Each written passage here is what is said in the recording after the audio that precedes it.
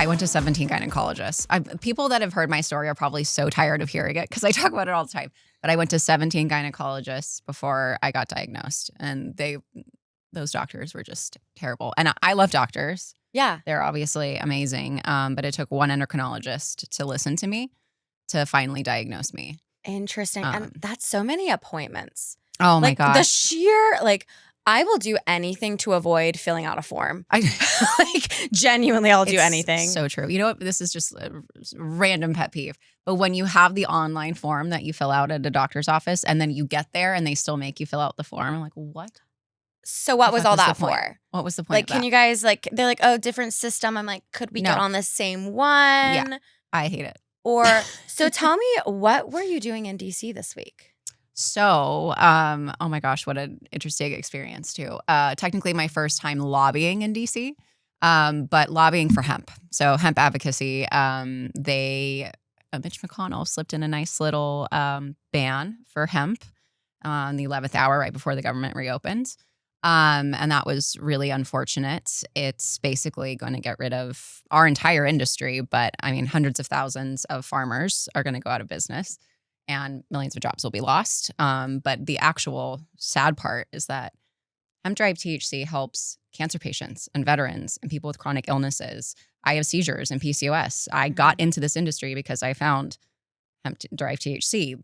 There are so many people that this helps, and it will take away that alternative, and it's really not fair. So basically, I went to DC to say, hey, this should not be a partisan issue. This is a bipartisan issue. Sure. This affects people's health. It affects people's livelihoods. Already, farmers are suffering. There's a huge agriculture crisis right now. And it's so fascinating to kind of see that behind the scenes look at what really goes on. What was their rationale for sneaking in the ban? I didn't even know that was on the table. Yeah, we didn't either. So there's a little bit of confusion because a lot of people don't know the difference between hemp and marijuana. And a lot of people don't care to get educated on it. What's frustrating about it is that under the microscope, they're exactly the same. The only difference is the fact that the hemp plant produces more CBD than THC. Marijuana produces more THC than CBD. That is the only difference. They're sister plants. And, there's marijuana laws that are state by state, but it's not federally legal. In the 2018 Farm Bill, there was an amendment to the Farm Bill that let hemp-derived THC become federally legal under a certain dry weight volume. And it opened an industry and it opened doors so that people had access to something that was an alternative. And that was a beautiful thing. Obviously, the industry flourished. It's on track to be a $30 billion industry. Yeah. And it created so many jobs. And this ban was essentially saying we're marketing to children and we are accessible in places that we shouldn't be. I mean, the list goes on. There are bad actors in our space, but they're so few and far between. And there's bad actors in every space. There's bad actors in everything, of course. And we are actually the ones, all the good companies are in our industry want regulation. We want to pay taxes. We want it to be safe. Yeah. We want to make sure that we are all above board. We want third-party testing. We want to make sure that what the consumer is getting is safe and that it's exactly the same every time you pop a can or open an edible container. It should be, that should be the standard. You should be able to trust it. And consumer safety is a number one top priority for us. And I mean, I would say the majority of companies in the industry, we already do it ourselves, even though we don't have to. So regulate us and it'll get rid of a lot of those bad actors. We can get super in the weeds with that, but it's interesting to see senators and congressmen on both sides, I would say mainly agree that it should be there, but either not willing to talk about it or are just kind of in between, focused on other things. Obviously, there's a lot going on right now. I was actually just telling a friend of mine that I feel kind of weird going to DC and advocating for something like that when there are so many things going on. And she was actually very sweet. She reminded me, she's like, this is something that is important to people's, well-being. Health, yeah. This is a mental health, a physical health tool. It's all connected. And it's all connected. And, these are the issues that are so frustrating because it's a right. At the end of the day, you're taking away somebody's freedom of choice for something that is healthy for them, proven over and over and over again. that it is something that helps solve a lot of issues, even just reduce seizures. I mean, and comfort for cancer patients. I mean, the list goes on. And a lot of people who just have wanted to turn away from alcohol, right, have turned to like different, more natural, healthier. Oh, you did as well? Yeah. So because of my seizures and my PCOS, some of my biggest triggers are sleep deprivation, just like bad sleep in general, anxiety, stress, and I sleep, it affects my hormones. So sleep is my number one issue. I am much more likely to have a seizure in the morning if I haven't had good sleep. Alcohol affects your sleep. I have no real issue with alcohol. I mean, there's fun to be had. I mean, I had years of probably too much fun. We love that. Lots of stories. Let's get into that. Yeah, exactly.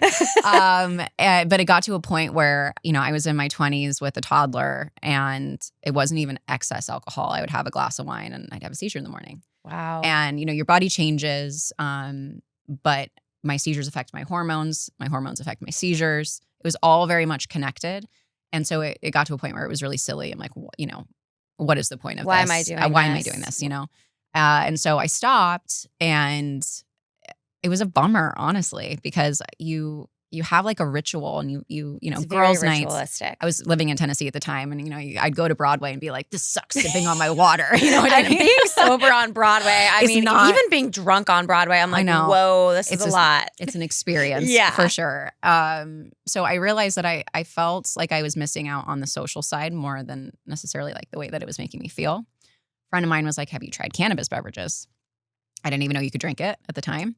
And so we tried a whole bunch, Love market that. research.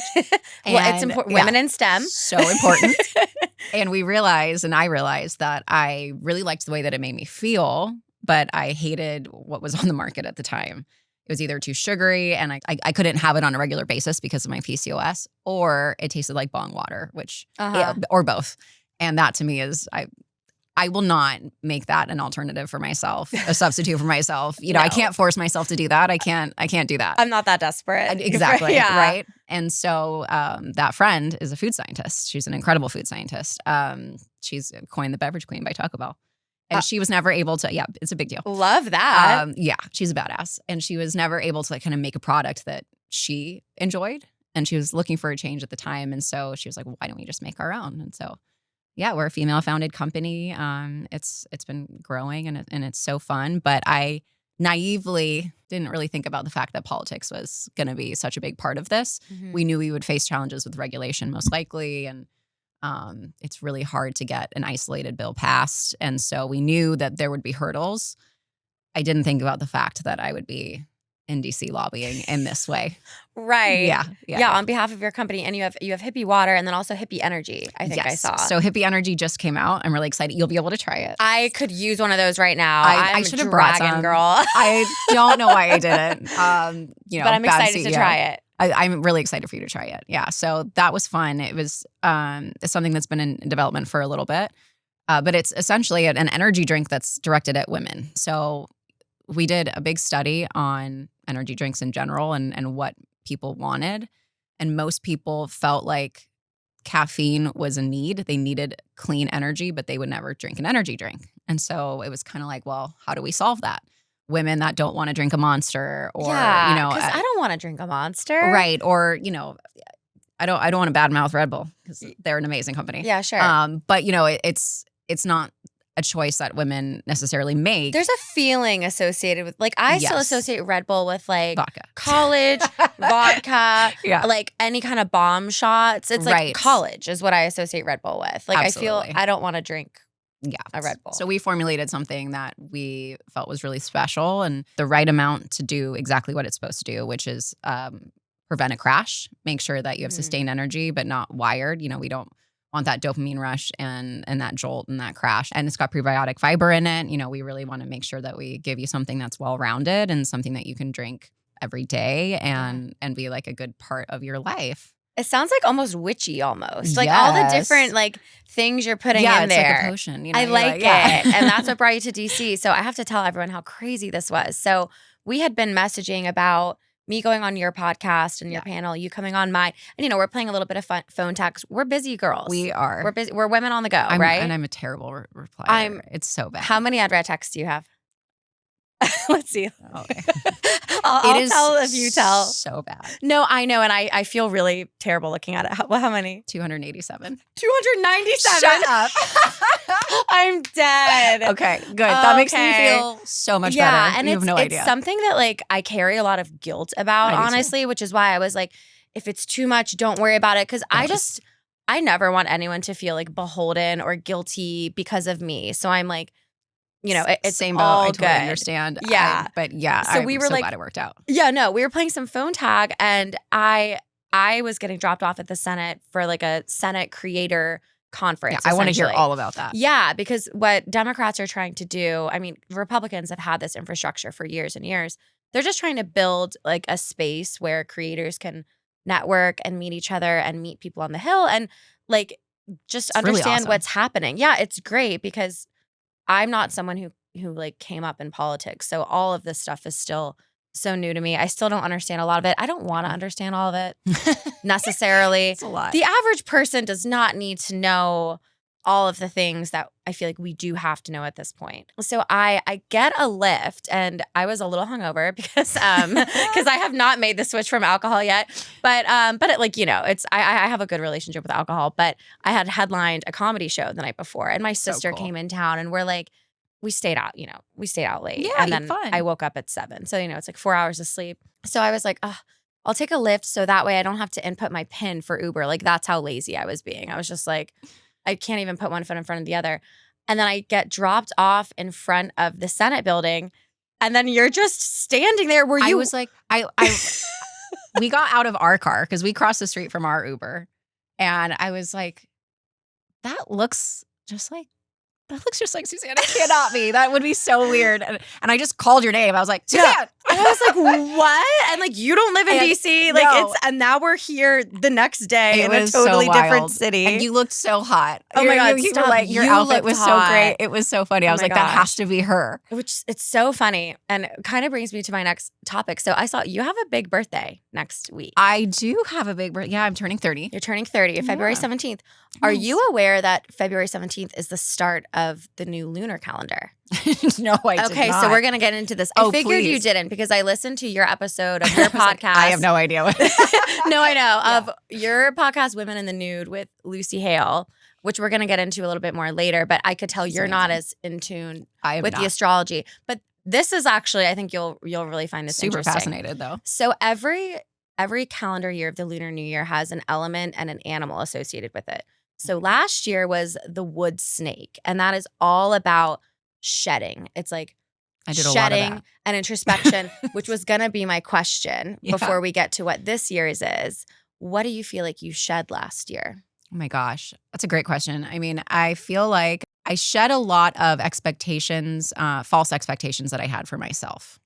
Because I think, you know, text messages, it is one of those things where I put so much pressure on myself and I feel like I need to do everything by myself. I shouldn't say everything. Like my husband I wouldn't be able to do any of this without him. But as far as like the actual work behind all the things that I want to do, I put so much pressure on myself. And then I always feel like something's getting sacrificed. But I feel like I shed the need to people please last year. I got to the point where I was like, I really thought that I didn't care what people thought.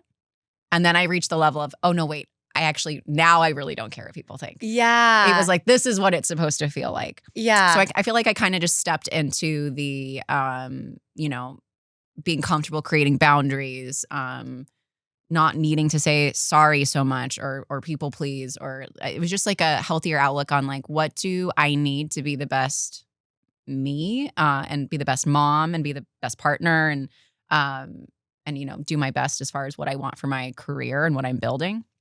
So I felt like I turned a new leaf and then was also just very fucking pissed with everything that was happening. Yeah, no. So that helped, I think. That's great. And that's so interesting because in your episode with Lucy, and I was actually going to ask you that too, she said something about how you never really cared what people thought. And I was like, yeah, I did. And you were like, I'm happy that it seems that Yeah. way. So I was going to ask you what your relationship is with people's opinion of you. Yeah, I mean, I think that I'm sure this goes into some sort of childhood trauma. I've been in the business for so long too. Yeah. I think that you really I have. never want to be an inconvenience. That was a big thing. So it was like, how do I make sure that I'm doing everything to make everybody else's life easier? And I stick by that. That's not something that I want to get rid of. However, there is a point where you are sacrificing yourself and making yourself smaller in order to make sure that, everybody else is okay. And I think that there's a fault there. I think there's a difference between trying to be a good person and make sure that, you're not being a dick, and also making sure that you're taking care of yourself. And I did not master that. But I think that's why it came across that I was so easygoing and that nothing, everything rolled off my back and like everything was just always fine. But at the end of the day, it wasn't. I do feel like I had like I disassociated a lot of things. Yeah. Like I was feeling all of those feelings, but I wasn't dealing with it. And I had a really good mask. How did you lift that mask? I think I'm still in the process of doing it, but I'm so much better. I think that it got to a point where when I finally decided to prioritize my health and how much mental health, was such a big portion of that. I think that was the natural change. I think also when I finally got an answer with PCOS, that was an additional change because before then I was just kind of punishing myself because I didn't have an answer and I felt like I was trying to do everything right and everything was, getting worse. And people tell you, when you have a doctor being like, run more, or you must be lying about what you're eating. Right. Or, like there's when you're not getting validated or listened to on that side. And then you've got public opinion, with the show. Pretty Little Liars was kind of launching at the same time as TikTok. Like TikTok became popular and we were the first to be able to connect with people all over the world. And like that was so incredible. And then I started going through my health journey and changing in front of the world. And people have opinions about that. Mm-hmm. So I think it was a slow adjustment, if that makes sense. It does. Yeah. People will say that to me too. They're like, oh, you don't care what anyone else thinks. I'm like, it's not that I don't care what anyone else thinks. I just care what I think more. like straight up. Like, yes. I think it would be crazy to not take anyone's opinion of me into account. But right. I look at it as it's a data point.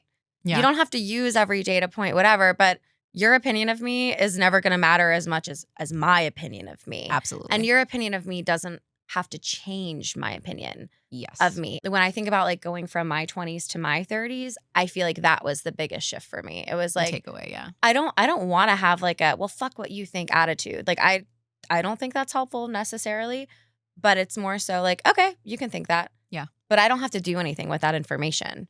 I think that that's the best way to look at it. Right. And I feel like if you are also in the mode of like I'm always looking to grow and I want to be self-aware mixed with that is perfect. Because it's like, I'm not going to be perfect. I'm not always going to say the right thing. I'm going to be wrong sometimes. But as long as I'm willing to keep myself accountable and continue to grow and be like the best person I'm going to be, sure, you can say shit about me. And some of it might be accurate. Yeah. Most of it's probably not going to be. And sometimes it is. And sometimes it's like, yeah, you got me there. Ooh, they definitely clocked me. There were some people last year who were like, your Botox is crazy. And then when I look back on old photos, I'm like, they had a point. The eyebrows were real high.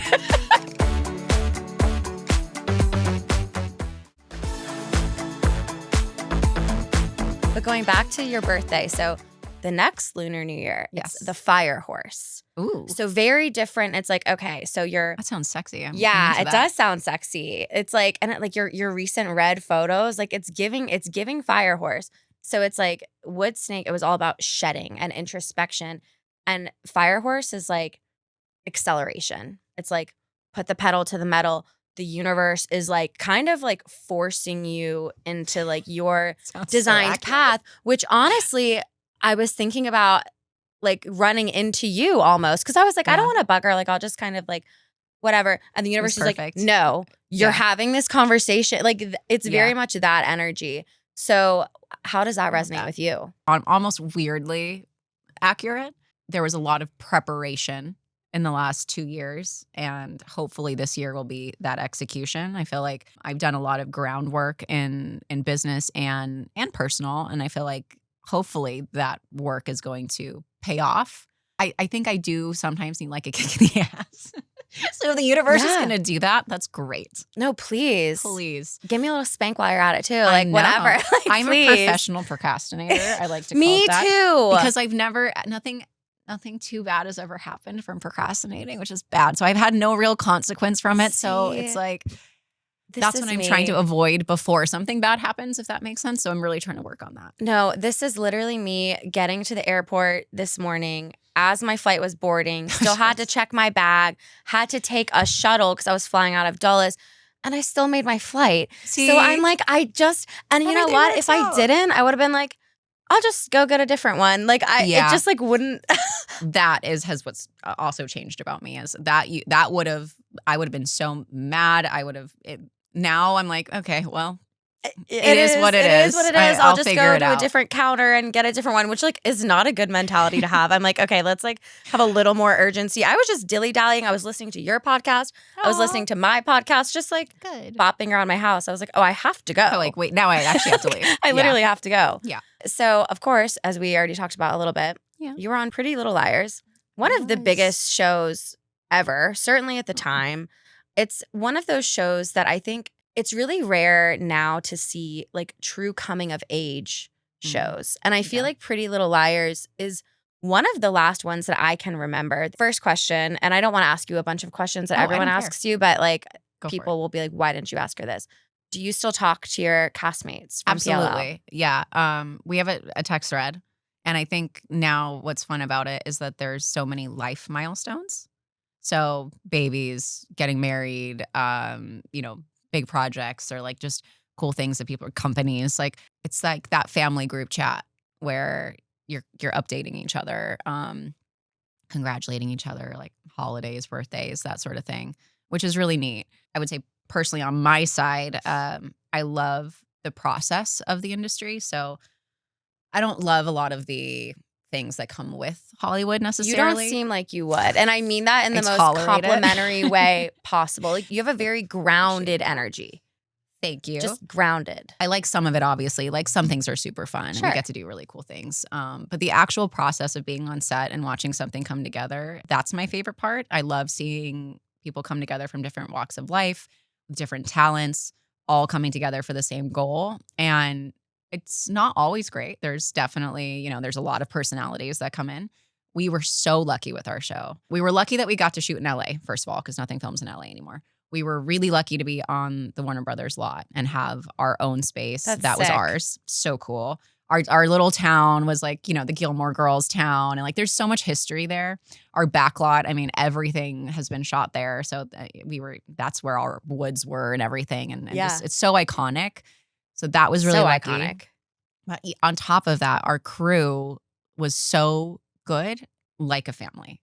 And we were together for so long, 7 years, but 9 months out of the year. So we were one of the last shows. Yeah, we were one of the last shows to have like that 22, 24 episode season. That does not happen anymore. And because of that, people had consistent work for 7 years. And so the majority of the crew was exactly the same from the beginning to the end. And that's really special. So when I say we lived life together, I mean, just me, I was 12 when we shot the pilot, 13 when we shot the first season. I literally grew up. I graduated, I got my license, and I was engaged. Like I lived a lot of life in that period of time. And we went to birthdays, weddings, funerals, unfortunately, lots of things together, and really became a family unit. And that does not always happen. There are a lot of long-running shows where it's been incredibly toxic. And so I think, especially considering the amount of estrogen we had, we were really lucky to come out on the other side still, really appreciating our process and what we built. To your point about the coming of age thing, what I love about our show, and I started to rewatch it actually for the podcast. We need to get back on to doing that because we kind of Yeah. didn't end up following through with it. I love a rewatch podcast. I love it. I think that we should really go through it. But there were a couple things where I was like, oh, that didn't age well. But for the most part, hey, you can't judge the past from like the lens of the present. Yeah, there were certain things that I was like, oh, well, that was interesting. Probably wouldn't have done that now. But some of Alison's lines. Oh, I say some wild and I loved things. her. Alison really resonated with me. Bad, like bitchy Alison is my favorite Alison. She's so funny. It was so fun. It's so much more fun to be like mean and sassy or the bad guy than it is to be nice, unfortunately, when you're playing a character. Or in real life now. I'm kidding. I know, right? Yeah, I mean, I've taken a lot from Alison, more than I thought. And I think she was misunderstood in a lot of ways. Totally. And I mean, I think that's also what I was hoping to like bring to the character. I think that we had obviously a heightened reality. There are a lot of things that would never happen in real life that happened in the show, but we did manage to still capture, I think, hardships of being a teenager. Absolutely. And also our storyline with, having a lesbian couple. Mm-hmm. Very progressive for the time. That was super progressive for the time. And being able to showcase that relationship and how complicated that can be, coming out to your parents and your friends. What I love about our show is that we didn't make it all rosy. No, it was honest. Emily coming out to her parents, her dad was okay with it. Her mom wasn't. And that sucks. And that's the reality for so many people. She came around, which was awesome that they showcased that type of reconciliation, really, and that support. And I think there was a lot that people resonated with. And I know that for a fact because a lot of people all over the world actually found a community with each other and saw themselves in the show in so many ways. And I think that's truly special and something that I feel very honored to be a part of. And I'm super thankful for that experience. And it shaped me in so many different ways, both professionally in my career and personally. When you are getting a script for a character like Alison or just in general, what is your process to like learn the character and get in the zone of that character? Like, do you have little exercises? Do you have rituals that you do? I'm so curious. Everybody's different. I think that for me, because I'm not method, but I like will live and breathe it. When I say that, I mean like I'm constantly thinking about a project. So if I'm on board for something, like I will literally dream about it. So Yeah. I'll play out in my head what that character is feeling, and I'll normally build something out that's not on the page, and that's creating a whole person. What do you mean by that? I played twins on a movie, and that was like wild. And that was And really that was fun. pretty recent. That was fairly recent, Yeah. yeah. And so with that, it was like, okay, great. Now I have two characters to develop. That was really fun. It's like different voice placements. It's like different walks, Yes. like body language, a lot of different things there. But then I was like, okay, what makes them tick? And what is so toxic about this? Oh, I and love let's that. let's go into childhood. Let's create like things that are not on the page, things that are not mentioned to really develop a full person. Like it's one of the reasons why I'm fascinated by serial killers. It's like, what was their childhood like? Yeah. What made them that way? What, got them to the point where like that is the reality that they're living? And I think that's the fun part. So I don't necessarily know if I have a ritual or a tradition. It's more of just like how do I make this character feel like a whole person versus just What you're given. what you're given. Yeah. And so often now being on the producing side as well and the writing side, so often I can understand now why things feel so empty. It's like there needs to be more thought into what's happening. And I think TV shows, maybe not as much anymore because TV is amazing, but it didn't always used to be. And most things felt really flat on the page, especially see. things on cable. And so it's like, it's really hard as an actor to be able to pull more meat out of that. Yeah. And TV in particular, when you're on a network show, you're getting constant network notes. So a lot of times it has to be exactly what's on the page instead of being able to have the freedom of like really playing with the scene and making it feel real. So it really also depends on what you're doing and how much control you have over the project. Oh, that's so interesting. And I feel like that lends itself to business too and why you're good at business because you're thinking about like who, like personas. Who are my Right. customers? What's driving them? What is keeping them from, I love that you know that. first of keeping all. this product or For like sure. what what are their motivations? That is a huge part of it. I mean, CPG, so like any product is so hard to sell. It's like it can't be too broad. You have to make sure that whatever you're trying to sell is fulfilling a need.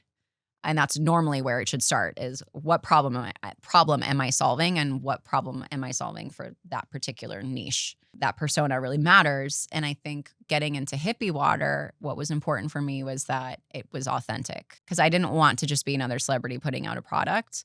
It worked because I live it. So I'm marketing to myself. I'm marketing to women that are in a similar boat, that have dealt with similar things, that are looking for an alternative. And so talking about it is so easy because I mean it. Yeah. And that's as simple as it is. As far as me allocating my time and my energy to something like this, it has to be, first of all, a high quality product, but it has to mean something. So that is my goal, is that if, as our product lines grow, which they are, which is very exciting. Period. As they grow, if I come out with anything else, if I start any new ventures, it's going to be solving a problem, and it will very likely be a problem that I also have. Yeah. No, and I think that comes through, because it's very much not a gimmicky product. It's very cool. It works. I always aim for efficacy. Like, it needs to have a proper effect. I don't want something to just be placebo, or like another product that you're buying that you're wasting money on. Yeah. So beyond the character, like getting into character, is there a character who you would love to play? Like one that exists on TV or a movie that you're like, I would love to play that. Mine would be Kayla from Hacks. Have you seen Hacks? I have not seen Hacks. She's played by Meg Stalter. Okay. Who is brilliant stand-up comedian. And she plays it in a way that only Meg she Stalter could. She created her own total category of comedy, especially for women. This absurdist, I don't even know what you would call it, like satire. But this assistant in Hacks, like she's kind of like a ditz and like so ridiculous and off the wall and inappropriate and like all of the things, but gets the job done. Like kind of a misunderstood character, but also understood. Yeah. She just is who she is. And I would just love, that's who I would be if I didn't temper any of my impulses and urges. And I was just like, letting it all fly. Yeah. That's exactly how I would behave. Yeah. So I think that would be fun. That's fun. That's a great answer. I don't know. I mean, like, I love things like you brought up Euphoria. Yeah. I love projects like that. As far as a role goes, what I look for in a role is normally a broken one. Really? I love trauma, apparently. No, I love like something different and dark. And I've realized that you can find that in comedy too, which I really appreciate, because I was terrified of comedy for so long, like myself. Interesting. Why? I've always felt like there was a lot of pressures, like to be funny. And then it dawned on me that what makes a lot of things funny is being serious. And I'm good at being serious, and I'm really good at being sarcastic, or like finding the like morbid things. Yeah. And so much of comedy is funny because of that. And so once that dawned on me, I feel like I feel a little bit more comfortable in it. And I just did a dark comedy, and it was just a bunch of comedians, and it was so fun. They were amazing. And so I was just bouncing off of them, and I had just such an amazing time. And, my character was funny because she was so serious. Right. And desperate, really. But yeah, I mean, I think I just look for things that are different. There's always goals. Like, I would love to win an Oscar. I'd love to, win a Golden Globe. All of those things, being like respected by your peers, is such an amazing thing. Of course, I want that. If I never win one, I'm going to be just fine, because I love my job so much. But I think being able to find projects that are so real and will get you there is actually more so what I want. And there's a couple that might happen this year. One in particular that I think will be really special. And the goal is not to win an Oscar, but the goal is to have something that is worthy of it, if that makes sense. It absolutely does. It's like, you don't want necessarily the goal to be the byproduct. Exactly, yeah. The goal is the work and the art that you're trying to create. Moving people, telling a story, making a point, having them see themselves in something that you're watching. Like, moving people is always the goal, and there's a lot of ways to get there. Quality control is important too. There's a lot of different factors in the industry now. We're not as willing to sit down and watch something that's long. Our attention spans are so much shorter. So how do you tell a story and capture somebody for that period of time? Especially with social media, people are used to 10-second hits, 60-second hits. Yeah, and people think it's kids. It's not. It's everybody. Everybody is in that boat. And how do you adapt to that? And I think that's what the entertainment industry is kind of facing. Yeah, trying to figure out. Well, you mentioned respect of your peers. I mean, something I noticed when I was listening to your podcast, everyone just has so much respect for you who sits down with you. And it was also when you were going through body changes on a screen and people are talking about it and you still have to show up to work. What does your self-talk look like? I think in many ways my job is an escape because ultimately I'm putting on a different character. So there is something to like going to set and becoming Alison. And I think I use that as an escape in many ways. And also I felt so grateful to have a job. If I was going through all of these changes before I got the role, I wouldn't have gotten the role because I didn't fit at that point. And you're that probably Alison, right. You know, like it's fact. Yeah. It's not because I'm feeling sorry for myself. Yeah. That's just I didn't fit Straight the up. character description anymore. You're very like real and fair about things. I think. And like if I think about it as like a casting agent, I don't fit the character description. Yeah. And that sucks, but it was just the reality of it. And so I think I was also so grateful to be getting to do what I love to do. And I think that I got enough support on set that I felt safe. And it was just kind of like, well, I also don't have a choice. I have to go to work. Yeah, facts. know There's what I a mean? contract and there are bills to be paid and I have teams to go to work. pay. And I think I faced a couple of things that were frustrating with like wardrobe. I mean, our wardrobe teams were amazing. And so this is not a knock to them and their talent. They were incredibly talented. I think it was more of like, I didn't speak up enough for myself about how like I wanted Alison to be looking. And Sure. I think it was like, we were all trying to compensate for my changes. I hear you. And I just wish it was a little bit different. What would your advice be, especially to women who are struggling, like with negative self-talk? You know, if you have a friend who's struggling with negative self-talk, what kind of advice would you give? I, especially then, wish I had a therapist. At the time, like the way that I grew up, it was like, that's still a weakness. And even though I believed that other people should do it, I never pursued it myself. So getting to the point where like I actively am seeking out that type of help is highly recommend for everybody. But I think aside from that, it is truly being able to curate the people that are around you. It's really negative to have an echo chamber. So just because people are propping you up doesn't mean that it's a good thing. Yeah. You need people that are going to be real with you. That chosen family is super important. So if it's not coming from your family, that's okay. Make sure that you are choosing the right people around you. I feel like I was super conscious of that in the industry as well. Like, but especially at the time, my core group of friends were not in the industry at all. And there are people that I'd known for so long. And so that was a comfort blanket too. Advocate for yourself in everything that you do. It's not just like with the doctor or work or something like that. It truly is in every avenue. And friendship is one of them. So if somebody is making you feel a certain way that's not great, tell them, because their reaction's going to matter. If they're going to be defensive, if they're going to be apologetic and change their ways, if that friendship isn't serving either of you anymore, it's okay. People grow apart. Yeah. And that's okay, right? And like we talked about, like self-awareness, being able to see how it's affecting your life and how you can kind of give yourself relief is super important. Yeah, totally. And I mean, you grew up in the industry, started acting when you were like 5, 6. And yeah, to my knowledge, you never had like a splashed all over the covers for like a child stumbling star, out of the like, club, yeah. which would have been epic, honestly. Is there been funny to look back on? At the same time, though, I mean, like you were like really unscathed / are like unscathed, but like very much an it girl in Hollywood. Do you have any like funny party girl memories from the old days? The good old days? Yeah. They're not the good old days. Yeah. I mean, they were fun. The bad old days. The interesting. The dark times. The eventful days. Yeah, right. It's kind of ironic because, I mean, I had the opportunity and could have got involved in a lot of things that I shouldn't. I will give my parents credit for this. I think it was mainly fear. But valid. Yeah, but it was very much like, I never felt forced to be in the industry. So I think that's an important one. Good. I think a lot of child actors feel like they have to. They're forced by their parents or whatever toxic environment that they're in, that they have to, they're supporting their family. They're guilt tripped. There's a lot of toxic things that go on. You're also around a lot of adult things. And so you're kind of forced to grow up fast. And a lot of people don't develop fully as a person because of that. And there's a lot of decisions that you literally cannot make when you're that age that you're kind of forced to.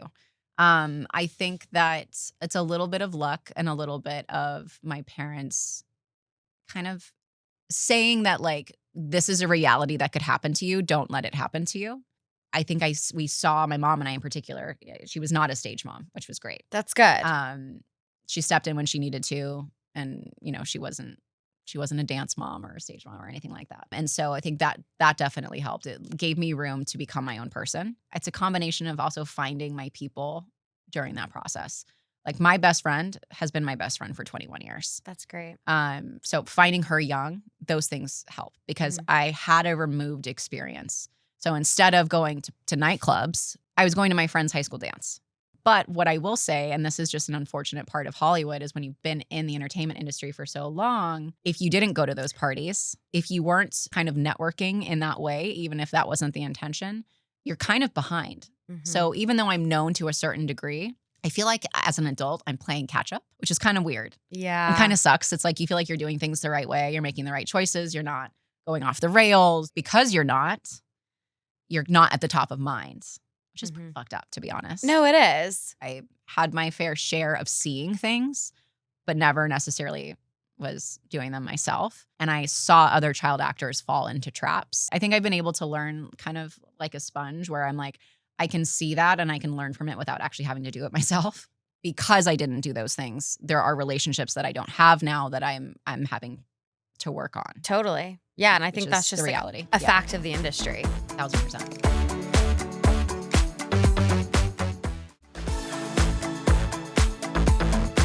So this podcast is called Mean But True. Yeah. Because we talk about things that are mean but true. Yeah. What's something mean but true you would like to get off your chest? Kids can be assholes. Period. Like my kid, I'm biased. Like he is amazing. Of course, there's things that he does too. Like he purposely steals the blanket so that you're cold. Rude. Stop. Okay? There's something about being cold and having everything ripped away from you that is like, yeah, that's wild. And that's really the thing that yes, he is. And so am I. Okay. so I'm like, yeah. So is my dad.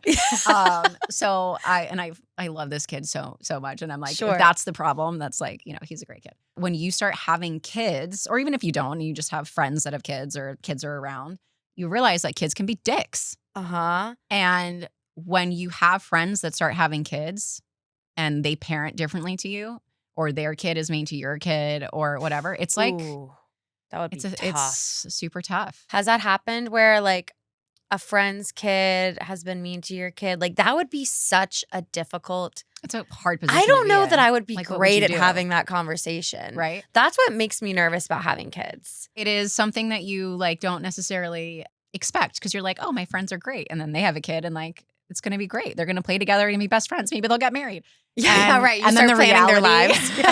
yeah. Like, didn't think that we disagreed on that. I've had it happen a couple of times, never to the point where it's been like something that's ended a friendship, but I do feel like you almost passively aggressive, like correct your kid in front of their kid. I hear what you're saying. And I think that's a smart way to do it. Yeah. I mean, and I think that most of the time we've had friends that are on the same page, but you meet those like kids at the park. Like this happened to my kid today and I wasn't there. My husband took Hendrix to the park and he was pissed when we got in the car because he was like, this kid was so awful to Hendrix. Because Hendrix is like the friendliest kid on the planet. Yeah. Like he goes up and hugs random people. Aww. So he has no concept of stranger danger, which is another issue. But he is like a happy kid that just like wants to hang out and wants to play and is like very inclusive. Like he wants to like be around people and like be your friend.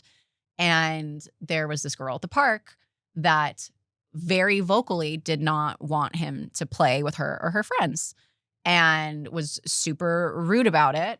But then he decided, okay, I'm going to go like play on the slide. Yeah. So she then wanted to go down the slide and promise there's a point to this. No, I'm locked in. And she blocked him and screamed at the top of her lungs in his face, like close. And he just started bawling. He's 5, by the way. Aww. And I'm like, kids can suck. No, that's crazy. I nannied forever. I love kids. Like, I do too. My nieces and nephews, my friends. Like I love kids. But the reality is sometimes kids suck. As I observe like people parent, it seems like being a parent is like getting roasted a lot, getting peed on a lot, yes. And like obviously lots of magical moments in between. But like kids just are roasting their parents all the time. They're like, why does your hair look like that? My niece was like, your nails, you need to do your nails. And then I was like, you need to do your nails. Like, I didn't even think about it. And I'm like, Suzanne, that's not an appropriate response. Yeah. But hey, she was also right. They did look bad. Well, I think that's the thing, is that they don't really have a filter. Yeah. And they say, what they're thinking, and often they're right.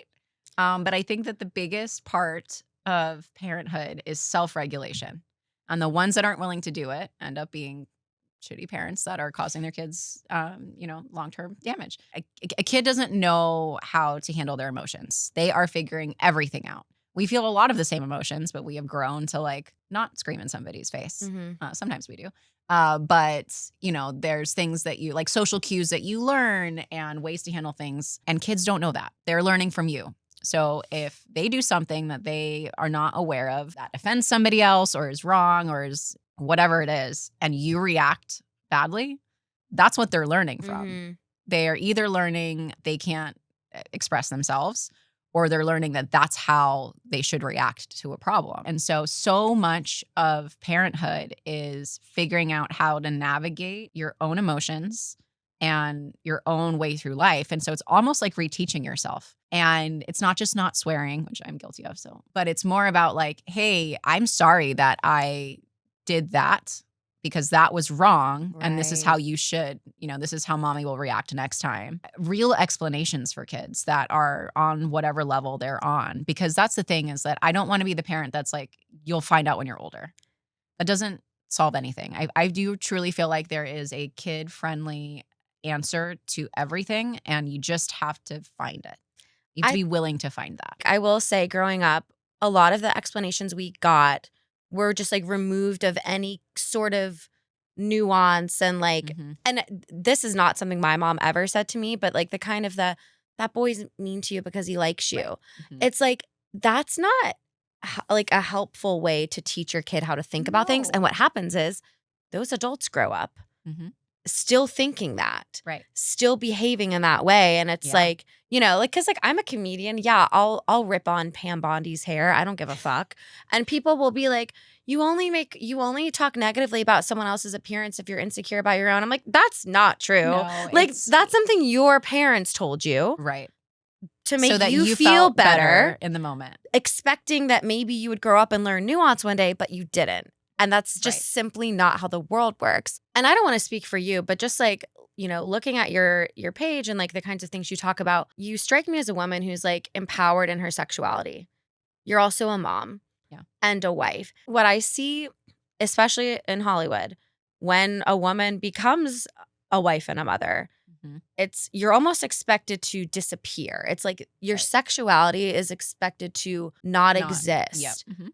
Can you talk about how your relationship with your sexuality, how has that changed as you've become a mom? Like what does that look like? I love it. Thank you for asking that. I have never felt more comfortable in my body. I think that you're so right. There is that disconnect of like, okay, well now you're a mom, so now cover up, disappear, or you need to be what they feel like is all about family. I've gotten endless comments about that. And so many times I want to reply and be like, fuck you, dude, basically. I'll do it for you. Right. I've like given my piece on a couple of things that are just so, ridiculous. I'm more comfortable calling people out now than I used to be. I love being a mom. I always saw myself as a mom. Like I knew that even if I had health issues to the point where I couldn't have my own, that I would make it happen somehow. I've always wanted to be a mom. But I'm not just a mom. I'm a lot more than that. To your point about like, you can think whatever you want about me. I care more about what I think about myself. That's where that steps in for me, is like, I'm a lot more than just that little category. It's a great category to be in. But because I also want to do X, Y, and Z, I was also this before I was a mom. And that doesn't just disappear. Things about your life are different. But all of those parts of you as a woman do not just disappear just because you had a baby. And I was, again, kind of lucky in a way, because my hormones regulated after having Hendrix. Now that happens for the first time in my life. That happens to wild. Literally 0.05% of women. Like it happens, but it's so rare. Most of the time it goes drastically in the other direction, right, and everything gets worse. And so I was also expecting to have bigger challenges after him. And so it was obviously an incredible surprise, really, that happened. But what it enabled me to do was be like, I was comfortable in my body before then because I had really gotten to the point where I had sat in that reality. This is my reality. I'm talking about it. There are a lot of women in this boat, and that's okay. I'm going to change, and it is what it is. And I'm going to have a baby, and that's going to be so amazing and life-changing in its own way. And I will adapt. I will grow. I will adapt. I will find the positive in things, and I will always try and be the best version of myself. Then my hormones regulated, and it was like, oh my God, my body is finally just doing what it's supposed to do. Yeah. And so I think there was a strength there where it was like, oh, finally I got to the point where like the things that I was working on, like I saw results. I didn't see that before. And so being able to cross that bridge, and then I played the most revealing character physically that I've ever played when my son was 2. That's wild. And that was both scary and super empowering. Women are sexy. Women are so hot. And that's awesome. Embrace it. And moms are so hot. Totally. Are you kidding? So to me, it didn't just exist afterwards. It existed before. Just the meaning was different. And I think there's also like this grateful nature where I'm like, I'm at the point where I could give a fuck about like a guy liking my photo. That's not what I'm doing it for. I feel strong. Yeah. And that's great. And I feel strong in a bra and underwear. And I feel strong in my sweatpants with my kid at home. Both of those things can exist at the same time. And actually, there was somebody that commented on one of like the holiday posts that I posted. That was purposely sexy. I loved the sexy holiday post. It was fun. It's so fun. It's so fun. One of the More comments of that. was basically that, like, you are a mom. This is a disgrace. Like, how, I don't know, whatever. How dare you? Like, the holidays are sacred. Oh, please. You have a kid and you don't post kid content. And I'm like, first of all, this person obviously hasn't looked at my page. I think like 2 photos before it was like a family slide. You're just a troll. You're not worth my time, my energy, but it just showcases that attitude and that box that you are supposed to be. Disappear. Yeah. And it's so frustrating. Disappear. And it's like, first of all, how do you think the kid got here, babe? Right, exactly. It wasn't from, playing thumb wars. I was a sexual being before my kid. Exactly. Hence how the child got here. I think there are a lot of women that become even more comfortable in their sexuality after. I don't think I'm like a rare case. I love that. And that is something that's great because I think you're also like, fuck, my body did so many crazy things. Crazy things to have this little human. And, your body looks different after having a kid, but it's also showcasing how strong it is. And I feel like you get in touch with different parts of your body that you didn't before and you're discovering yourself. I definitely would say to women who are wanting to get pregnant, are in postpartum, it's one of the most difficult parts of life. I've heard it's literally terrible. Postpartum is fucking awful. Like fucking terrible. It really, really, really is. We talk about it, but not nearly enough. It really is about like a rebirth of yourself. It's not even just having a newborn, which is insane in itself. And I think if more women knew that reinventing themselves is a good thing. Getting stronger should be the goal, not bouncing back. I hate the not bounce looking back. a certain way for somebody else. Makeover, that shit pisses me off. Absolutely. How do you feel your best? Get to that point. That should be your only goal.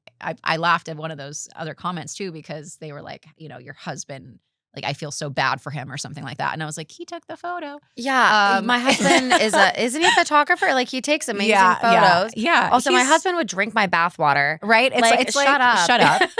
You don't know what you're talking about. Yeah. If my husband was threatened by that, then there would be a lot of other issues. Yeah. Then you couldn't have the job or life that you have. I mean. So yeah, all of that is so ridiculous. So ridiculous. But like I truly empower women to like advocate for yourself, find what you want to be, not other voices. And honestly, not even your spouse. Like there is something to obviously wanting to be like the best version of yourself for your partner. But postpartum is such a hard time. It changes. So yeah, the first couple weeks after having a baby, you are in pure survival mode.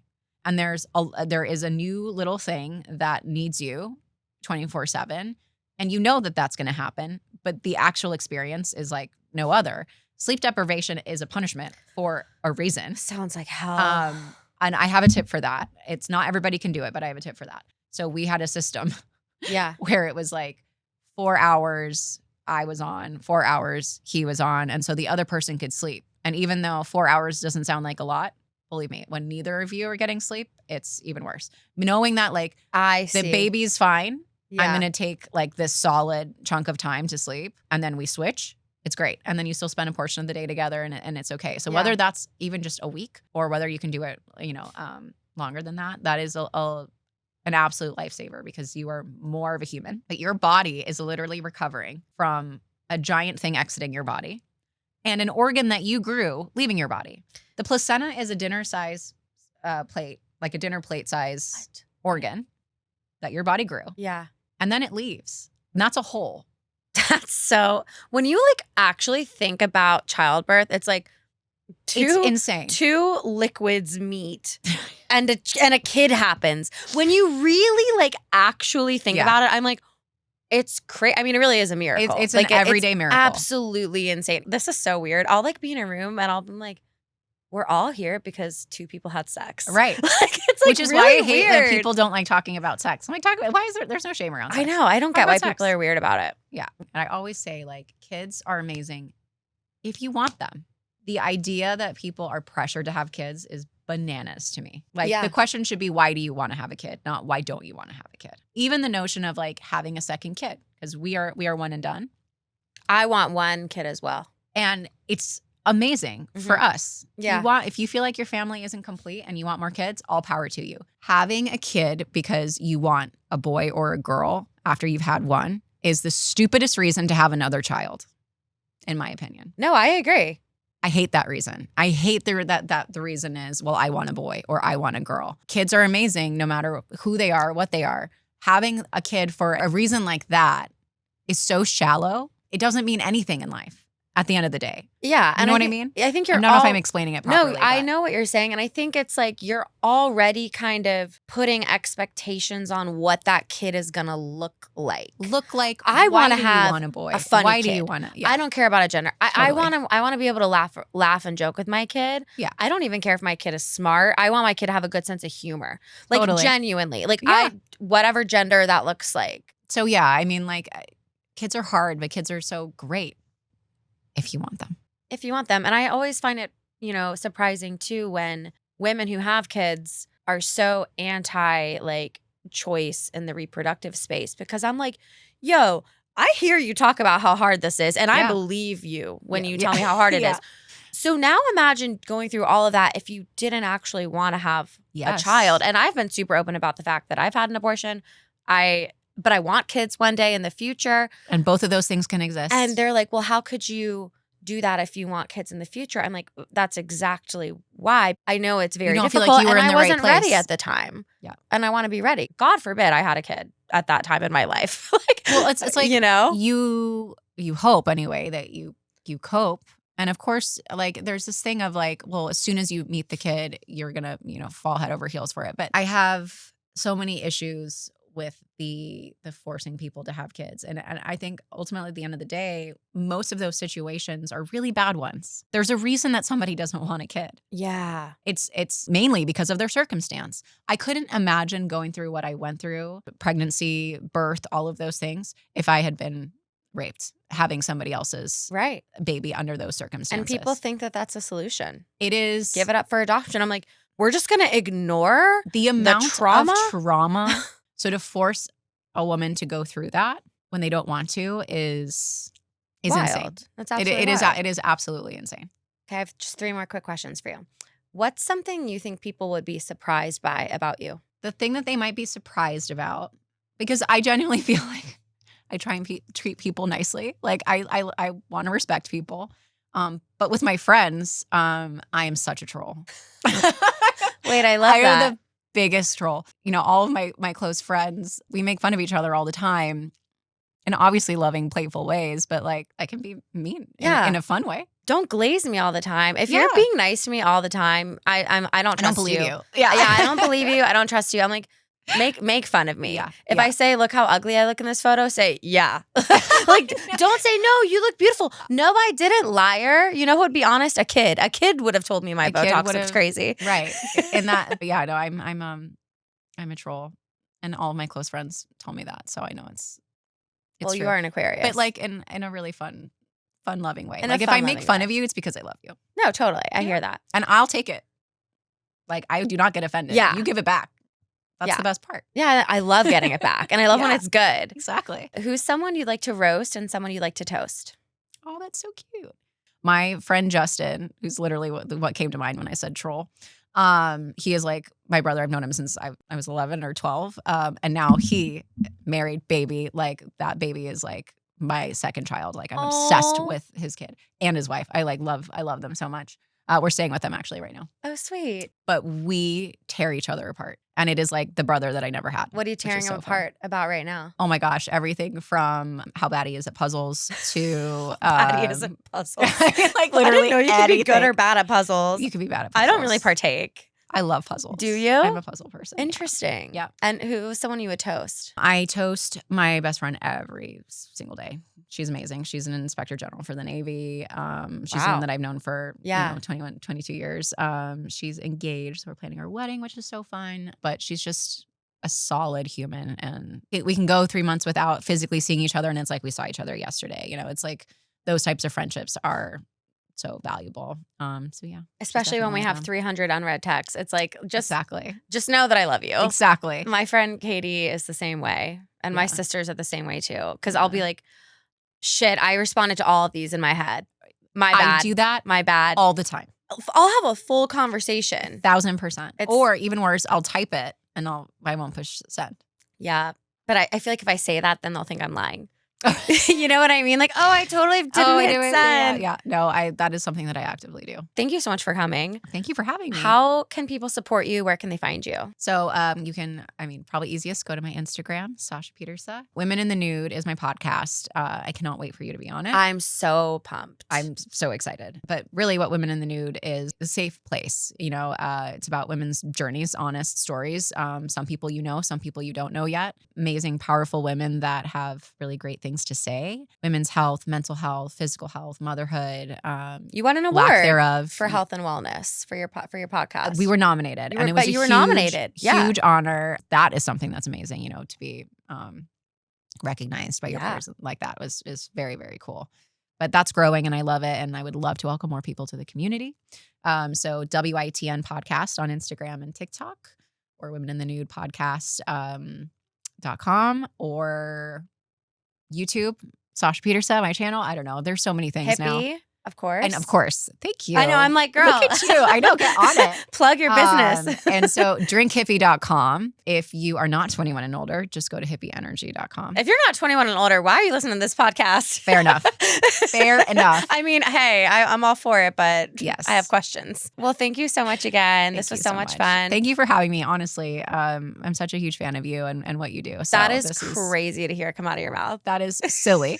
That's insane. Believe it. I just love how honest you are. And it's great what you're doing. It's great what you talk about. I think being able to find humor in things that are really dark is hard and rare, and something that we definitely need right now. We really do. Well, thank you so much again. This was so much fun, and I'll see you next Tuesday.